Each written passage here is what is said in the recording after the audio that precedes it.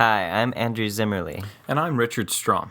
We are here to talk about the Roman Pantheon and the Florence Cathedral. First, we will talk about the Pantheon, which is a freestanding cylindrical dome structure in the city of Rome. Who built the Pantheon? Well, according to Dora Crouch in her book History of Architecture, it was built by and possibly designed by the Emperor Hadrian in 125 AD.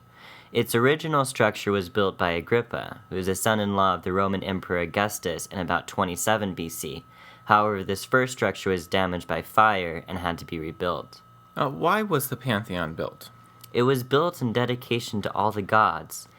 It was one place where anyone could worship any god all in one temple. It has been used ever since it was first dedicated to all the gods, first as a place of worship for the pagan gods, later as a Christian church, and now it's currently being used as a Roman Catholic church. Now, what is the significance of the shape of the outside of the building? Well, the outside in the dome is circular, and also the circles in the floor represent the heaven or the divine, and the squares in the floor represent the earth or the profane. This makes the building a sacerdotal intermediary, as it is a mixing of the holy with the unholy. Now, Crouch also mentions that the entrance is a traditional pediment portico that looks like a normal Roman temple facade. This is very true, and the interior is only lit by the open doorway and the large oculus in the dome, which is the hole at the very center of the ceiling. The interior of the dome is decorated with the foggerine, which is recessed square paneling along most of the inner side of the dome. It was built mostly of concrete in combination with stone and brick in order to form the dome. It was done in such a way as to have a thicker cement at the base of the dome and a thinner cement towards the top, so that there was less weight to support in the base.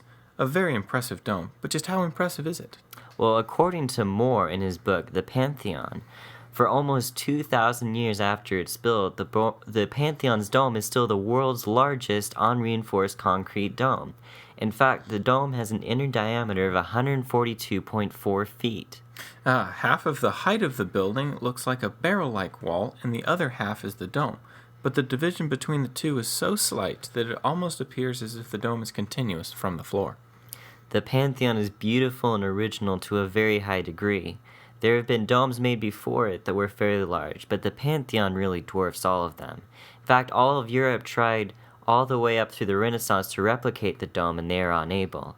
Even now in the 21st century, the Pantheon is still the largest unreinforced concrete dome. Now let's take a look at the Florence Cathedral, also known as the Duomo, which is a Catholic church located in Florence, Italy. It was built as a way of expressing the evolution of Florence as a city, and to compete with the larger cathedrals in Rome and Paris. Ernest Short described the facade on the front of the Duomo in his book entitled The History of Religious Architecture as not being the original, as the original design was never completed and eventually torn down in 1587. The current facade was finished some 300 years later, in 1887.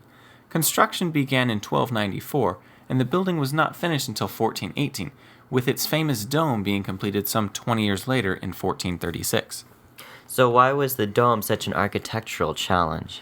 It was incredibly difficult to erect a dome capable of supporting the weight of the dome itself, while also maintaining the structural integrity of the cathedral without any inner supporting beams or pillars. Dora Crouch explained in her book History of Architecture that architect Brunelleschi was presented with a number of challenges in his build, with him having to build the dome without any ugly scaffolding that would block the city of Florence, as well as given very unskilled workers unknown in the ways of medieval architecture as his assistants. Brunelleschi's dome borrows some Gothic elements, such as the 8 large rib supports with 16 smaller supports, but the design is very heavily influenced by the Greco-Roman style. Yes, it is. And now, in order to build the dome, Brunelleschi actually invented a number of different hoistings and crane-style machines in order to lift the material up to the dome. He also utilized a very intricate laying of the bricks in a herringbone pattern, forcing the weight outwards, thus allowing this architectural marvel to become possible. The dome is, in reality, a double dome because there is an inner and an outer section to the dome. One can actually climb up the stairs that go in between the two sections. This was done not only to provide additional structural support, but to also hide the buttresses that the Italians detested.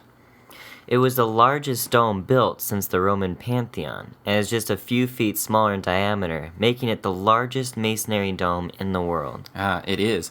Now, moving inside the cathedral, the interior combines both Gothic and Romanesque elements in a very natural way, as we see the frescoes on the wall feature several depictions of Christ and the Virgin Mary, as well as images of the Last Judgment Day and of heaven and hell, an interpretation of the ending life, imagery that may be felt when entering the dome. This was a very common theme of the time, and it really helped to set a more solemn mood for the church, and facilitated people to think about God and more spiritual things. Yes, it really does.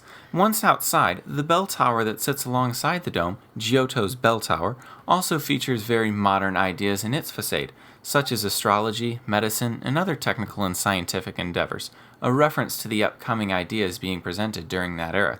Think back to the struggles Galileo faced in his fight against the Catholic Church. These interpretations set to show the progress humans were making.